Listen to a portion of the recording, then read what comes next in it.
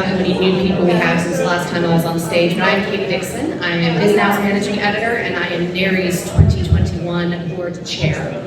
Hopefully everyone is enjoying Miami so far, and we've got 3 more panels until we get to go have the reception up on the pool deck. So we're going to try to make this very, very interesting, keep you engaged with that in mind. So I've got a great panel here. We have lots and lots of things that we want to talk about. We have the broad topic of the post-COVID suburb, which can go so many ways now. So I'm going to let everyone kind of self-introduce, and then we'll get into it. But let's go ahead and start with you, Mark. Sure. My name is Mark Meyer. I'm a principal of TBG Partners. We're an urban design, planning, and landscape architecture firm. We've been around for about 35 years. We primarily are within the Southwest. We have offices in the Texas region. My specialty is looking at communities and development patterns within the suburbs over the last 30 years. I'm passionate about how we build communities and how people engage in those, and I'm extremely excited to be here, so thank you. Absolutely. Right, Alex. Howdy, I'm Alex Kamkar, managing shareholder of Bolt Development, master plan community developer in the Texas region. Proudly work with TBG on several projects, and very excited to be here. Adam? And I'm Adam Ducker. I'm the CEO of RCLCO. We are a real estate research and analytics firm, and we work on a lot of things, but housing is our real passion. And we work with developers and investors and communities and think about how demand for housing is changing and how to respond to that with your business. Right.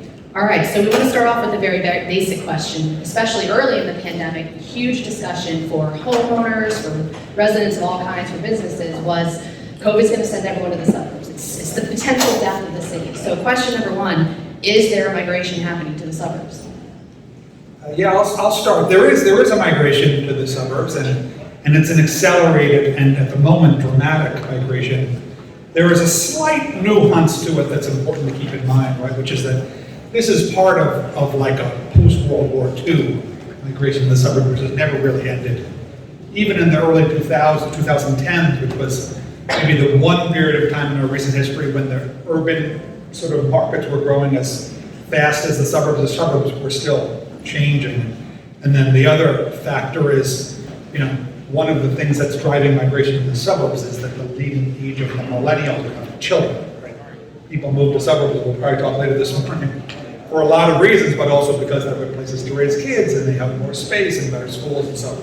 So COVID was very well timed relative to some of the important demographic trends. That being said, though, COVID did make people one day wake up and say, gee, wouldn't it be nice to have more space, a third bedroom, a backyard, a window that worked, and I think highlighted for people what has for a long time been a very desirable way to live. And it's real. We don't think it's going to revert anytime soon, even if COVID miraculously goes away tomorrow.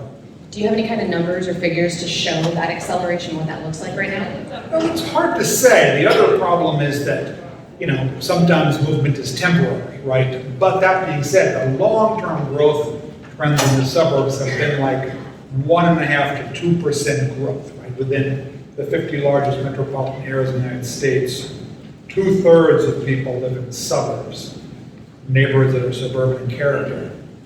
And, some people have said that the growth rate over the last 18 months may be more like 2% to 3%. So it's dramatically faster growth than we've experienced in a long time, but it's also not like everybody's picked up and left. By the way, there is another story, which is the sort of move back to the cities in the last 6 months in particular has been pretty significant. Right? So a lot of the moving that happened, particularly among younger people over the last 12, 18 months may have been temporary, although not for the core suburban customer most of the talking about today. And you were saying earlier that you are starting to see a little bit of reversal, right? You're starting to see growth again back in the CBDs. Yeah, I think it's there's this phenomenon of there was interrupted urban rebounding, right? The 2010s, so-called move back to the city, which is very real. That was just reversed temporarily, maybe for a couple of periods of time.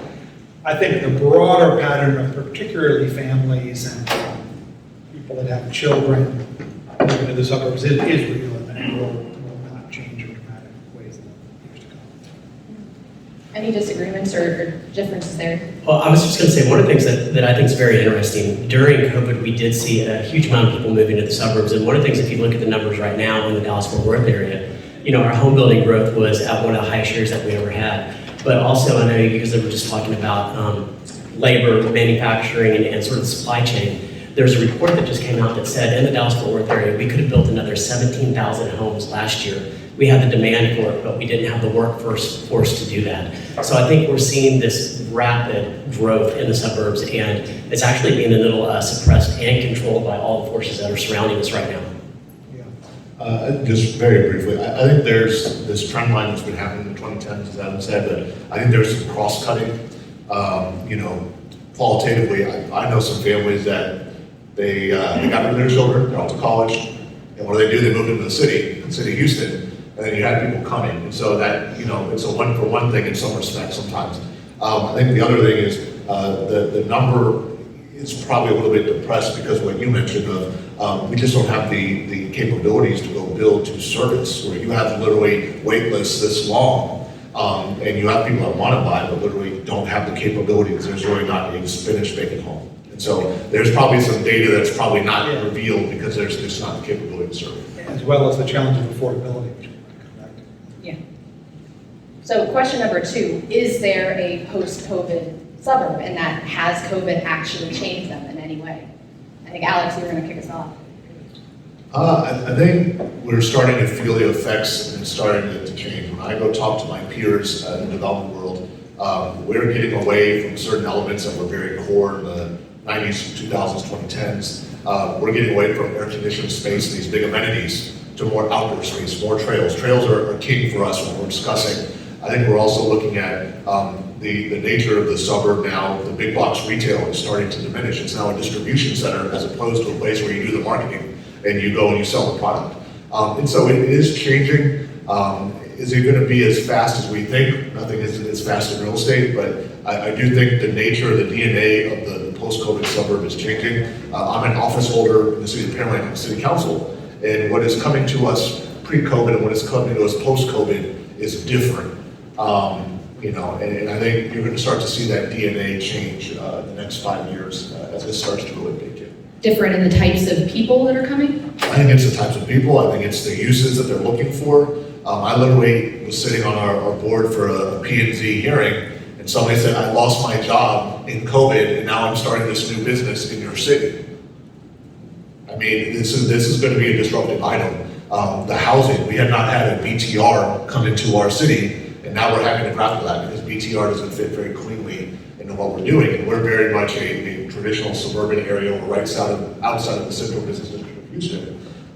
And so we're grappling with those things just like everybody else is. Probably the whole room knows build to rent, BTR. We're full of real estate journalists, I'm sure we all know. But anyone want to add to that? Yeah, I'll just say, if you look at home building and the development of communities, I mean, it really has not changed since the onset of the highway. If you look at it, you're putting houses down, you're putting streets down, you're preserving some open space. That model is still very similar. However, I will say some of the things that I'm very excited about is coming out of COVID, we're seeing much greater sort of appreciation for how these things come together. You know, if you look at it, usually the car has dominated all the suburban development that we do. Over the last 6 months to a year, we're actually seeing an unbelievable amount of walkable communities. You know, there are communities that integrate a small amount of retail and restaurants that people can actually walk to, which we haven't seen a lot in the Texas region. We're also seeing density within these areas. Townhomes 10 years ago would never be talked about. Now, townhomes make up about 10% of the market in the Dallas-Fort Worth area in the suburban development. So we're actually putting more people in one place than we have before, and actually that's a very sustainable trend, I think, as far as creating walkable communities. I think the goal is, how do we get less car-dependent communities to decrease carbon emissions? And I think we're slowly seeing the advent of communities doing that, and hopefully that's a trend coming out of COVID that we're going to continue to see. They're small steps, but they're important steps. Well, you're so good, I forgot about something here.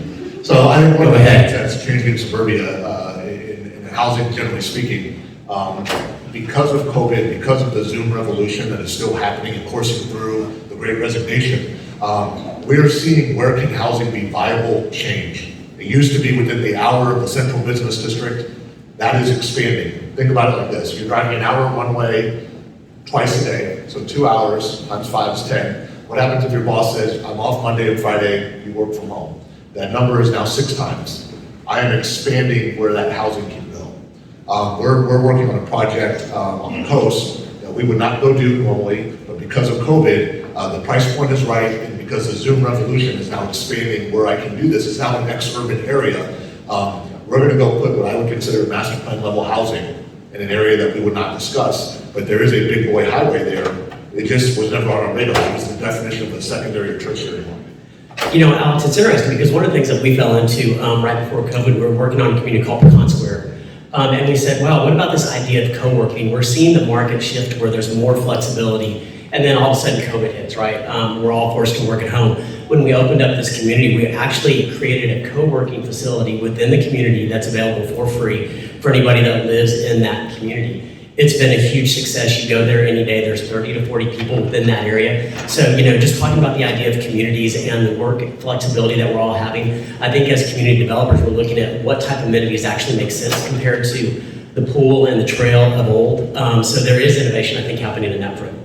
This is happening, and it's true, and maybe it's inevitable, but it's not great for our communities. And there's another phenomenon, particularly in higher cost markets, which is not people moving further out, but people moving to communities that have historically been underinvested in, but are in fact close in and maybe have high quality housing stock, and you know, maybe more on the West Coast and in the Northeast, but that also has been a phenomenon of, you know, during COVID, when people have, you know, as you said, Alex, not able to just find the inventory, have sort of looked at neighborhoods that were overlooked for a long time, and there's reinvestment in some of those neighborhoods, which would be terrific. And you know, it is also still true, whether it winds up being like close to the urban core and transit over the long term is really a driver of value still. I think the jury's out. At the moment, you know, those neighborhoods have seen prices move up at about the same clip. So I don't know yet that it's a big reshuffling of the deck, but there are all of these forces going on. So I guess, what do people want when they move to the suburbs? Like when I hear just kind of the general discussion, there are 2 things going on right now. One is wellness. It's COVID. I don't want to be crammed on top of someone. I want my fresh air. I want my space. The other is affordability. I can't afford anything right now. I can get cheaper in the suburbs. So I'm sure there are many other things that are driving people. So what are the main preferences that you guys are building toward or see desire for? Yeah, you're like asking the hard stuff. I think there's probably 2 or 3 things. The first one, majority of the market, probably the middle chunk from the 20 to 20, they're looking for affordability. If you're double income and no kids, affordability may not be on your radar, but if you have 2 kids, you gotta take them to soccer, you gotta take them to ballet, and then you still have to go buy food on the table, affordability is a bigger issue now. If you're in the different segments of the market where now you maybe no longer have kids at home, you can go more for lifestyle. But I think we're starting to see that affordability is a gigantic issue. And then for those that have a little more discretionary income, it becomes amenities. And what can I do? If I'm gonna be an hour from work or 30 minutes from the office, what can I do that makes me not have to get in my car? And there becomes this amenity arms race. And so the buying demographic is not uniform. They have different needs and wants. As a master plan community developer, I need to throw the net as wide as I possibly can. But what I would tell you is the number 1 item is affordability right now. And then depending on where you are on this continuum, I think your secondary priority starts to move. When you're talking affordability, is there a particular AMI that you're building towards? Do you see the most need for? The middle class of America, what we need to be is between 180 and probably 350. If we're doing that, we are going to be able to take care of a big chunk of America. There are some places on the coast where 350 is not a number we will ever touch, but for a majority of America, that's where we need to be and where you can qualify for a home loan through the federal government programs. But I think that presents a huge problem. 100%. If you look in Texas, you know, the average home value has increased over the last 2 years by, what is it, 35%? In the Dallas area, you can't even buy a townhouse for under $280,000. So when we talk about communities and we talk about the abilities of people to either have the haves or the have-nots, we've got a huge issue. You know, land price, we always say when there's a recession, it's gonna go down. We thought it would go down during COVID, it went up. Well, that's the biggest issue that we have is the cost of land. right now, and that affects the sell price of a house. So right now, in Texas and in America, we have a huge affordability issue, and when you create a community that's based on affordability, quite honestly, you're building roads and lots, and I think that's a huge problem because many times those are the communities 20 years from now that do not hold value, and we all see those as negative.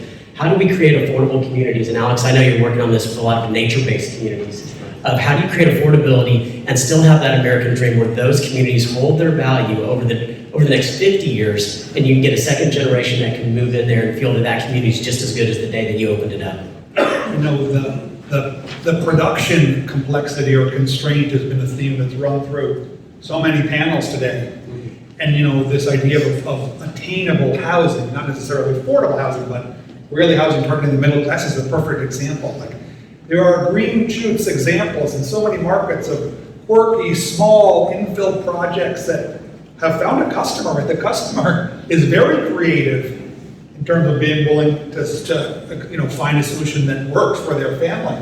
But the production is just so constrained that, you know, for any home builder next Thursday to go out and try something radically different, it's like, why should they? Right? They're trying to keep up with last month's orders. So the constraint on just our ability to produce housing has really been an impediment to innovation, and in this case, even being willing to serve these market segments that are most needing. Adam, I got another thing that I think is important to point out.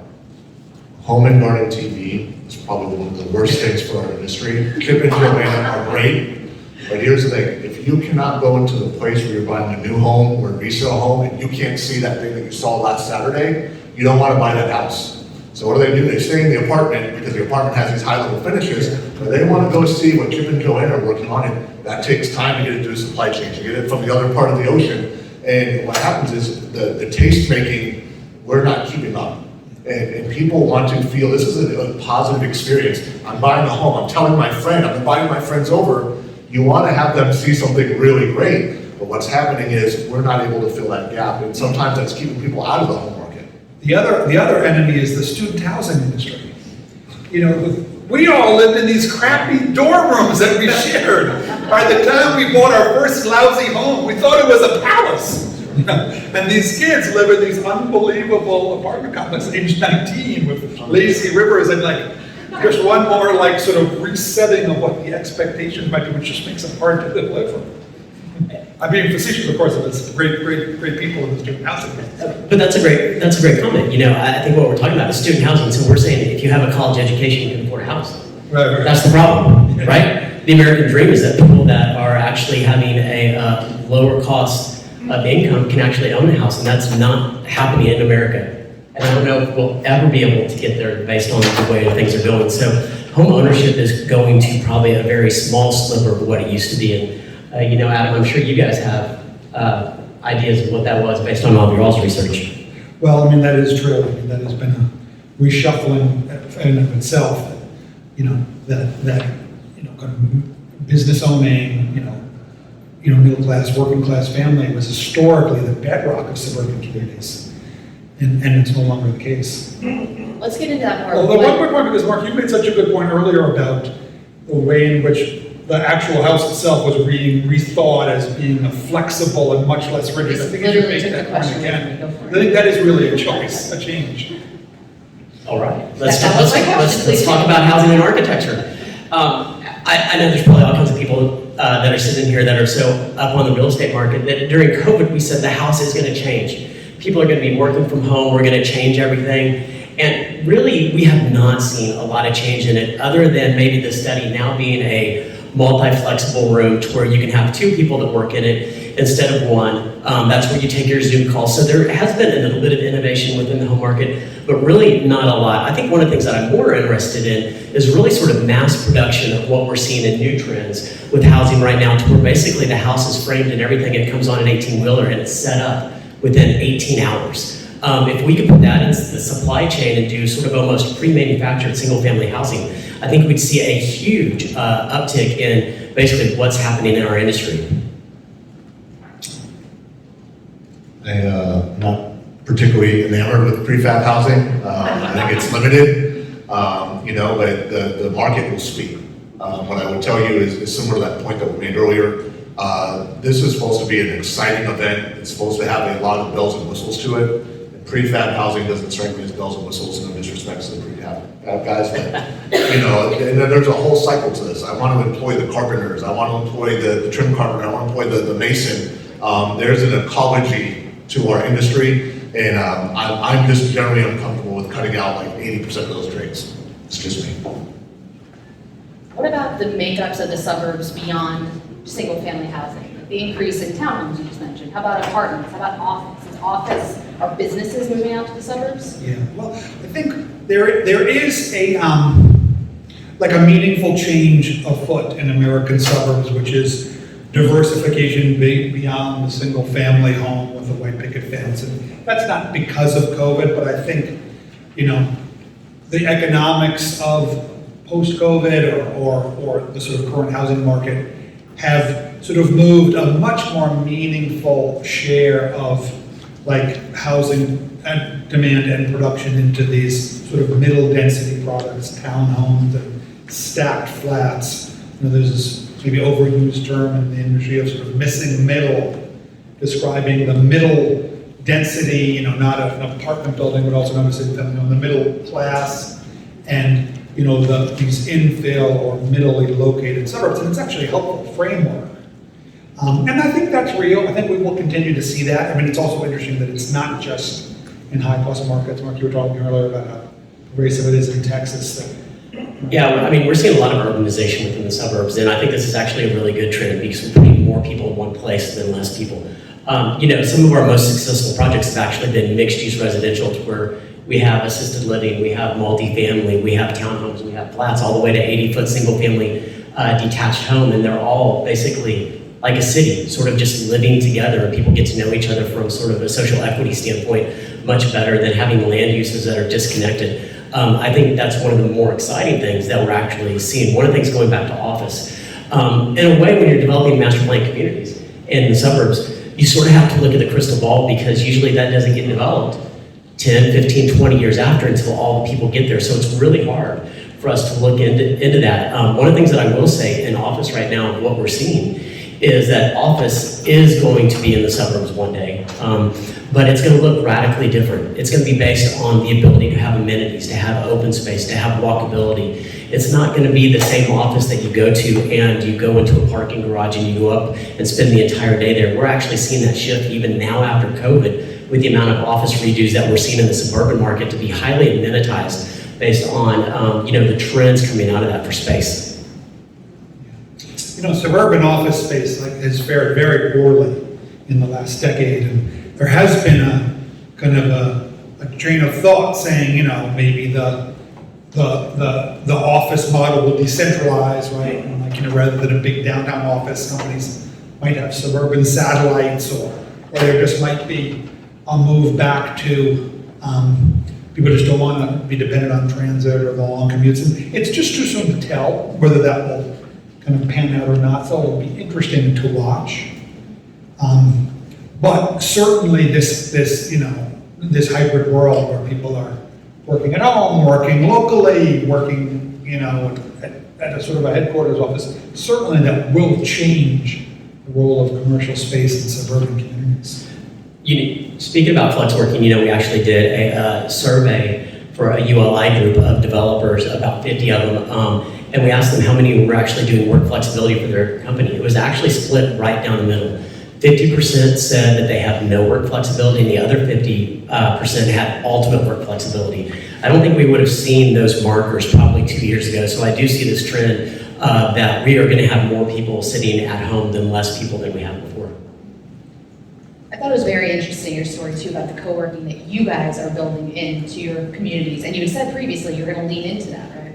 Right, we are leaning into that, and you know, that has been a great success. We're doing two things. One, if you live in the community, the co-working is free for you. We also made a commitment to the city that we had to get the entitlements through that said if people want to come use that co-working within that community, they can, but it will be at a cost. But we're still offering that to them. That has been a success in that small market, and what we're trying to move that now to other communities as we develop them. I think it does a couple of things. One, it creates better socialization. You get to know your neighbors, you see them. And again, we're also cutting down on the amount of traffic that's going into our cities. And we all know that roads are broken. We don't have enough funds to fix them and all that stuff. So if we can take a little bit more of a sort of optimistic look, such as strong towns or something like that, and try to keep as many people out of the cars, anything that we can do is a positive trend right now. How do you guys see this impacting CBDs? Are they going to come out of this worse off? Fewer people going in for some of these especially commercial needs that they might have driven into downtown before? I mean, it may depend on the CBD. You know, I live in Washington, D.C., like, it's quite vibrant. I spent time in New York, it's quite vibrant. You know, I think some of the cities that, you know, we always say there are cities in America that are the worst of both worlds, right? They don't have the dynamism of Manhattan, but they have all of the, like, difficulty parking of Manhattan. You know?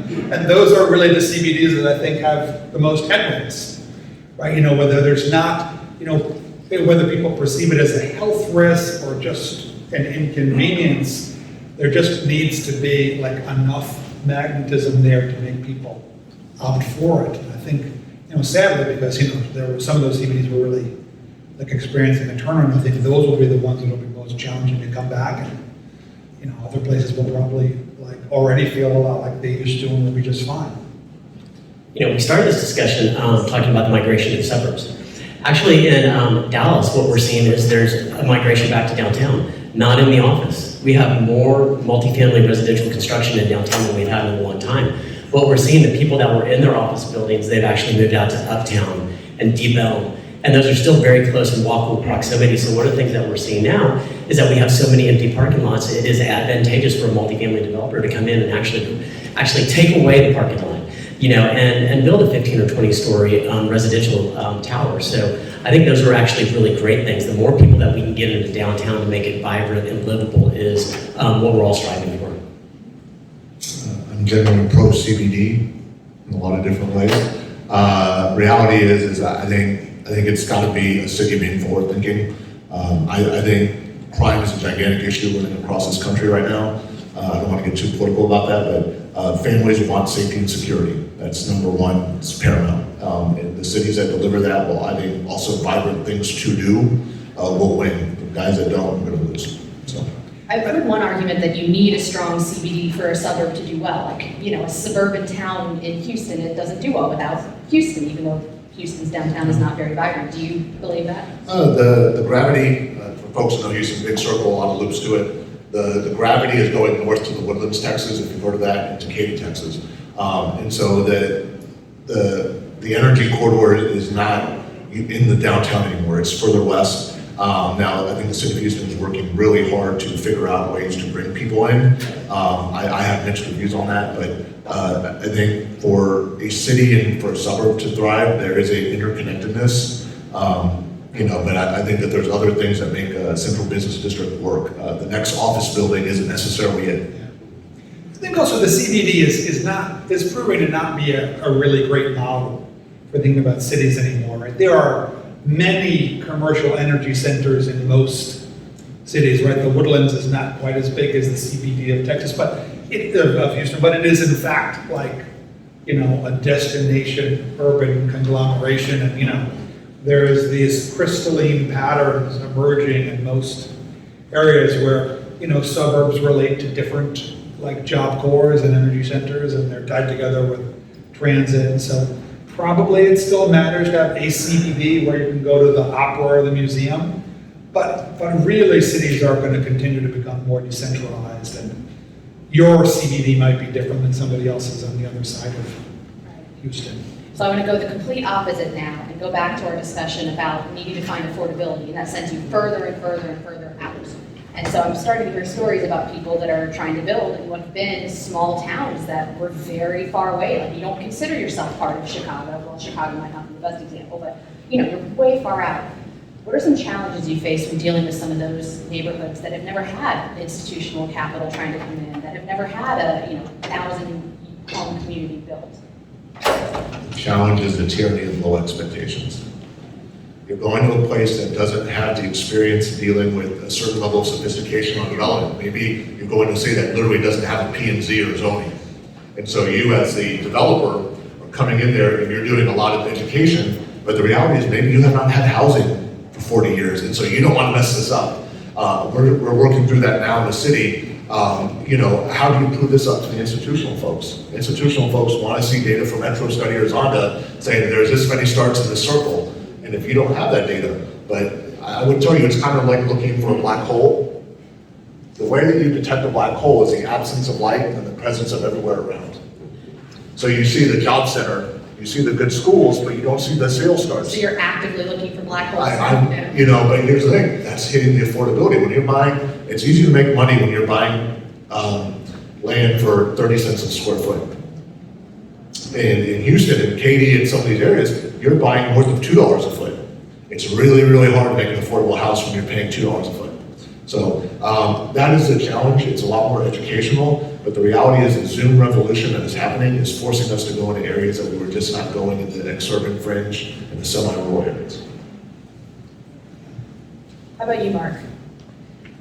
I'm just thinking about black holes right now. Come back to Earth, back to Earth. Well, that's a really interesting comment, and it made me think about, like, well, maybe we should avoid black holes. And the reason I say that is that, you know, as a developer and having institutional money, do I insert my will on small towns, and do I get what I want? Is that a negative or a positive thing? And maybe we should leave those communities that don't want to develop the way they are. You know, maybe they have their culture and they're unique and they're small that way, and maybe we need to go find the towns that probably are more acceptable of the development patterns and the trends that we're doing. So I've never thought about it in the black hole rationale, but that made me really think. I mean, the Rosenberg, Texas, which is south of Catie, actively does not want development. They are making the choice that you're advocating for. But there are other towns that have never got the opportunity to attract a builder of record or a developer of record. Those people deserve good housing just like anybody else. They have children, they have grandchildren. Some of these people work with their hands. They deserve a place to live that isn't built in 1952. And sometimes we have to go to those places. I'm going to give you an example of Waller, Texas. There's a county commissioner there, a young man, African-American guy, very good kid. And you know what he said to me? My mama deserves a place to stay that's nice. If that doesn't move you to say, we have to go to these places because certain areas deserve new housing, I don't know what's going to do that. That for me, that's what the American dream is about, is giving people an opportunity to have a decent place to live and raise a family. We as development professionals need to go and focus on that. The people that want to live in the city can live in the city. The people that want to live in the highest level MPC can go live there. But there's a lot of people in this group over here that just do not have a chance to live somewhere reasonable.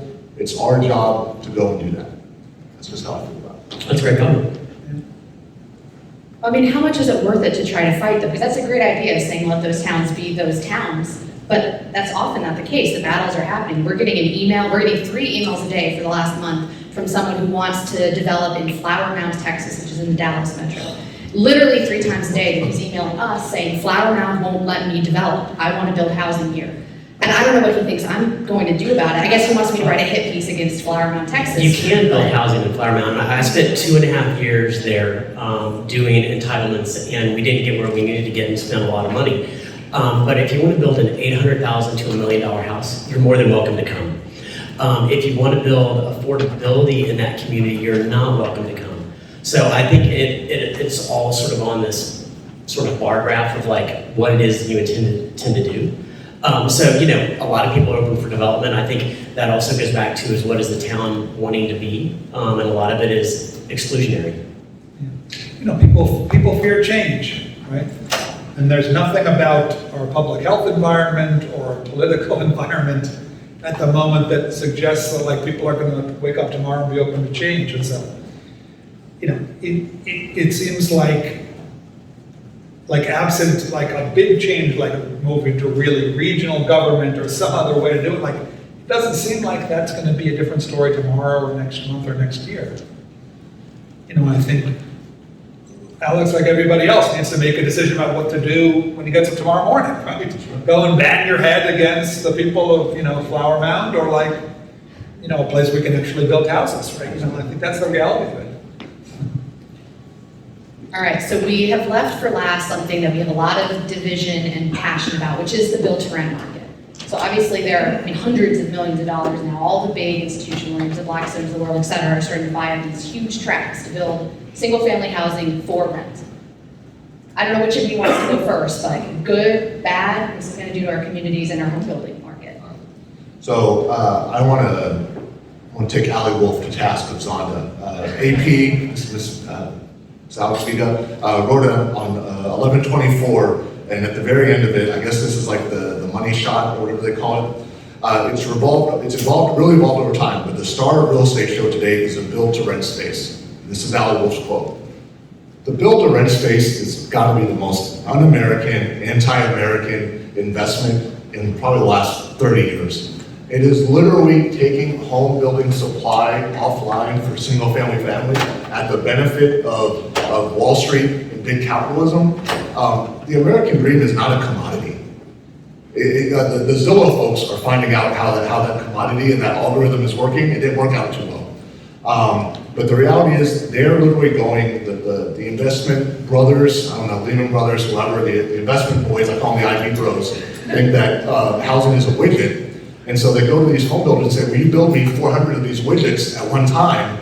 And the reality is it doesn't exactly work like that, but they're starting to make it work, and they're bidding out at $2, $3, $4, $5, $6 a foot, which should normally be $1 a foot. They're changing the economics of this, and those rents are never going to come down. They're never going to actually be something that you can save money on. So you can actually put the 3% down, or in some cases the 20% down. A-list developers that I associate with, work with, have been trying to keep these guys out forever, but the money is so stupid. Just to give a couple of quotes here, there's been $30 billion since March of 2020. Blackstone, $6 billion in June of 21. Tricon, well, I actually have friends there, $5 billion in July of 21, and Crescent, $1 billion in September of 21. This thing is going to go poorly, because what's going to happen is there's only so many A-list folks that can manage BTR, and when it gets down to the D-list, and it becomes the future slums of America, and there's no way to point to with somebody in New Jersey, this is going to go poorly. I think this is something that we have to be really critical. Is this something we want in our communities? As somebody who's an office holder, this is starting to come to my community as something I have to vote on, and I don't know who owns this later on. The renter will not care, but these communities that have BTR in them will have to deal with the repercussions of this. I got a question over here. All right, go ahead, Lou, what you got? Do they have an exit strategy at all, like converting them, going back in and remodeling them? And in some cases, they're putting this on one plat, and they're putting 300 homes on one plat. And so it becomes really, really hard to enforce. The really, really crafty city that there's not always there says, well, let me enforce the deed restrictions. So if your users don't keep this up, I can go in there and fix it. But really, really smart cities don't want to antagonize somebody who's going to put 300 homes day one. But that's what needs to happen to help police this.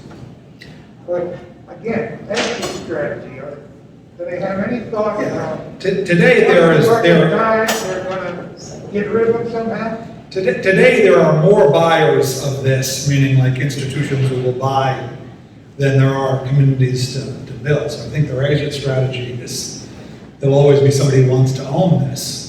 It's very similar, I think you would say, to multifamily. Once it's capitalized and you're in it and you're 90% occupancy, you sell it. That's their exit strategy. So you have another person that comes in. So I think that's one of the things that you're hearing from Alex is one as a commissioner and also a developer that he's concerned about what it's going to do within the city. You know, I would say I'm a little bit more optimistic. We've worked with some really great build-to-rent developers that are actually integrating the build-to-rent in their community. It's not isolated, it's not behind a big fence that you can see what suburban multifamily might have done. So I really think it goes down to how are they looking at it and how are they building it into the community and integrated into the community. I will say there is so much money that's coming into this. It is now taking retail parcels out to play. There are people that are actually buying retail land at a higher cost than what retail normally does, and usually that performs at one of the highest cost in the market just for build to rent. So there are a lot of things that I'm worried about. The biggest thing I'm worried about is the way that it develops, the way that the ownership happens over the year and they take care of it. I think we've all seen what we did in the 70s with suburban multifamily and how negative it can be on our communities as it gets sold, resold, and retraded. I feel that this could also happen here. It's not that I'm against a rental unit. I think we need more rental units. I just want to make sure that we're doing it in the right urban placemaking fashion. I really have a much different take. And, I don't think it's fair to say single-family for sale housing has this great noble tradition of, treating everybody fairly and building these solid, healthy, socially, economically, racially equal communities. That's really not the history of housing in this community. And in fact, the whole framing of all these communities, because they are for rent, will necessarily become slums. I mean, you can't paint every apartment building that was built in the 1970s with the same brush. No, you can't, but that there's been a lot because of the repositioning. I just would offer a different framework, which is this is about housing choice. Many families need more space and they don't have the money for a down payment, or they're just not committed to their community. And the actual, as big as the dollars sound, the actual production is just really not that significant. In the context of the last hour, we've been saying there's not enough housing, So Let me ask you this. maybe this will go badly, but for the time being, this is giving people a house that meets their family's needs. Here's the thing, it sounds great, oh man, the market will work itself out. But if house inflation, house price inflation weren't an issue, the White House wouldn't have commented it back in September if this is a major issue for American families. Now, here's the problem that I have. If the BTR boys and the investment bros went out there and found the parcels themselves, got all the contractors and did it themselves, and they could learn the pain that everybody else feels doing this industry, I would have no problem. But what they do is they go to Highland Homes, they go to other builders, and they say, I'm gonna give you a lot of money. Will you go build 400 of these over here, and we won't even pay housing prices for the land, we will pay retail and multifamily prices. And then what happens is I devote 20% of my staff to go and take care of these folks, and they're literally depressing the housing supply. I agree with you, the market will work itself out, but usually there's a lot of brain damage in between and a lot of people get hurt. When we're talking housing affordability, right now, I know it's very early in the BTR cycle, but how are rents comparing for the BTR product versus the rest? They're more expensive than a single family for sale home with a 30-year mortgage. So yeah, you're not paying 20% down, but you are paying it by month. But that also goes back to that we know a large percentage of people don't have the ability to put 20% down. So it is giving them some opportunity for home ownership, which I think is a great thing. Maybe they do have the ability to jump from here then into a 30-year mortgage after that.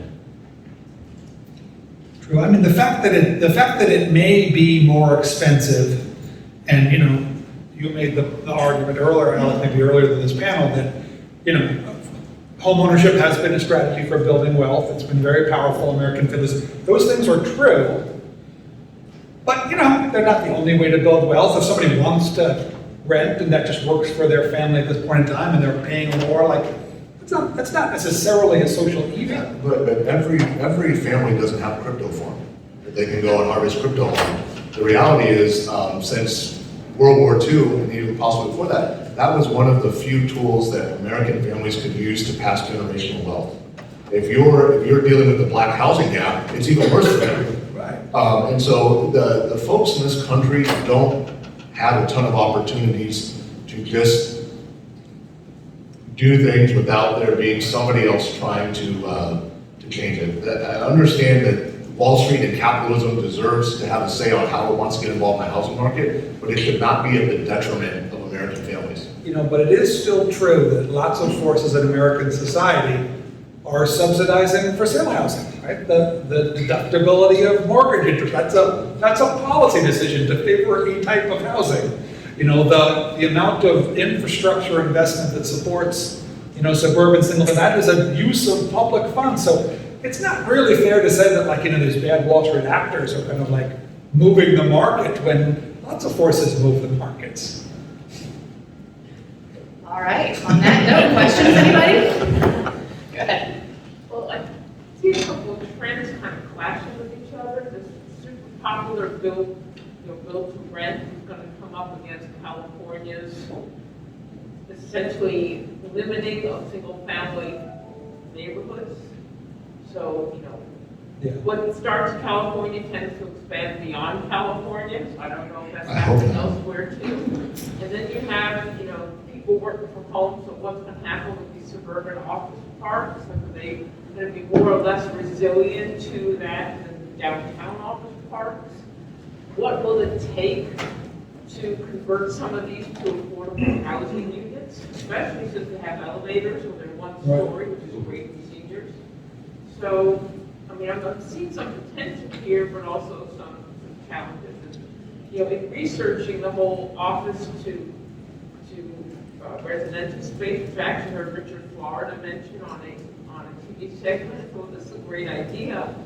But in interviewing some folks, I'm hearing that it's not very affordable. It's not, economically feasible for developers and builders to do it. So the governments need to step in and help make that happen. What's the answer? Maybe we should unpack this one step at a time. There are a lot of questions in there. I'll hit sort of the suburban office park, and then I'll let you guys hit a few other. The suburban office park has actually changed radically over the last 10 or 15 years. One of the things that you'll see, maybe it was 100 acres, is all zoned for office. Nowadays, it's being used and zoned for mixed uses to where you get residential within it. We actually see suburban office parks now where they're actually tearing down a few of the buildings and they're going and adding residential because they know they need that mix in there. And I think that's going to continue. So I'm not as concerned about the suburban office park because I think you can say the old suburban office park is just going to be the new mixed use development that's going to happen. And I think developers are much more savvy about that they need all these different uses to be successful in the future. I think California is great for what's in California. Rent control is the surefire, easiest way to destroy a housing market. I'm not surprised that people are struggling converting because the retrofitting costs are just completely different. Fire suppression, there's a different level when it's around housing. I just think, the government, if it needs to get involved, needs to be backing homes. The positive thing about American industry, about builders and developers and engineers and consultants, is we know what to do. Just let us go do it. And I'm very much confident that if we let zoning soften a little bit in some of these areas, that developers and builders will figure out a way to make it affordable and make it that it can be attainable. Yeah, I thought one of the questions was about, the ways in which some communities are really doing away with single-family zoning. I think that's an interesting question or an interesting article topic in the context of the post-COVID suburb. Right? So the idea of removing single-family zoning is to make it easier in American suburbs where the vast majority of land is zoned for single-family to build 2 houses or 4 houses on a lot that contain 1 house, and that's really pitted community against community in I guess mostly so far in high-cost markets, but I think more and more. And that will be very interesting to see how it plays out. I mean, it's the classic conflict of I don't want my community to change versus this is a way to promote housing equity, and they butt heads. So that'll be fascinating. That may have started in California, but it'll be moving very quickly. Yeah, I think the latest city to do that, wasn't it, Minneapolis? Yeah. That just changed the ordinance to where you could do that? Yeah. Any other questions? Yeah. Go ahead, Alex, Yes, sir. are you implying that when a major single-family rental developer comes in and says, I'm buying 300 lots, and then he hires a builder to do those 300 lots, is he taking that builder away from producing for market rate housing? That's correct. So I know specifically 3 instances, I don't even have to think very hard on this, where the building capacity of builder A, B, and C literally dedicated probably their best staffer to literally only do essentially a BTR subdivision. And go and find employees, go and find trades, and all their job is to do is to go slap on these houses as quickly as possible. They're redesigned so that they can all be done and maintained very similarly, very quickly. What that really talented person is not doing is now not building single-family housing. Although hopefully, And that is depressing. And here's the thing, those houses are not for sale. So it's artificially depressing down the supply of single-family housing. hopefully temporarily, right? Because those plumbers and framers should be training the next plumber and framer Hopefully. to like grow the housing production mechanism. But you're right, it does create like a skewed market. It does create a skewed market, and we talked a little bit about this beforehand, but it is still a very small margin of the entire market. Now, if that continues to grow, which it's projected to do with the amount of capital coming in, then we could be having larger issues with it too. Any other questions? Go ahead. Alex, I keep on hearing you, and I can't get the feeling that you're basically insinuating renting is bad for Americans. No, that's not correct. Okay. What I'm saying You're is- talking about people building rental housing is bad. No, that's incorrect. So what Americans need is the ability to go buy a single-family house if they so choose. Again, you're insinuating that renting is like. No, you might be reading into something I'm saying by not saying something.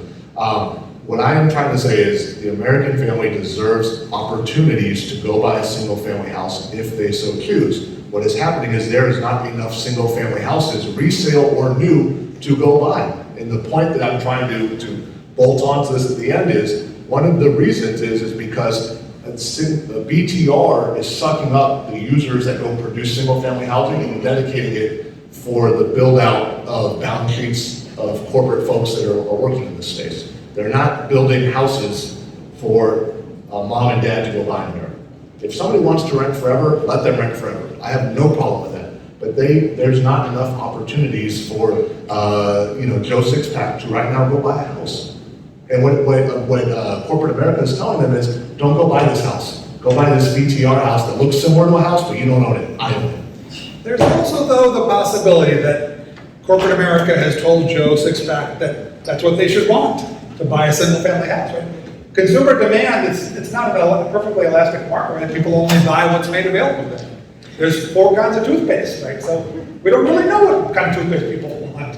And housing is a little bit the same, so that may turn out to be the case. I totally give you this maybe, but it could be that what's being produced masks what people actually want, how they want to consume the house, where they want to live. I think Zillow 2.0 and 3.0 is coming for the BTR boys. And I think the second thing is that. Thank you to our sponsors. Yes. Yes. And what I truly believe is that. As one of the Zillow guys, I'd be curious. Okay. Fair enough. That would even be more interesting. I firmly believe the White House would not be talking about housing inflation if it wasn't an issue. That I believe. That is not for debate. The White House doesn't make pronouncements on things that aren't important.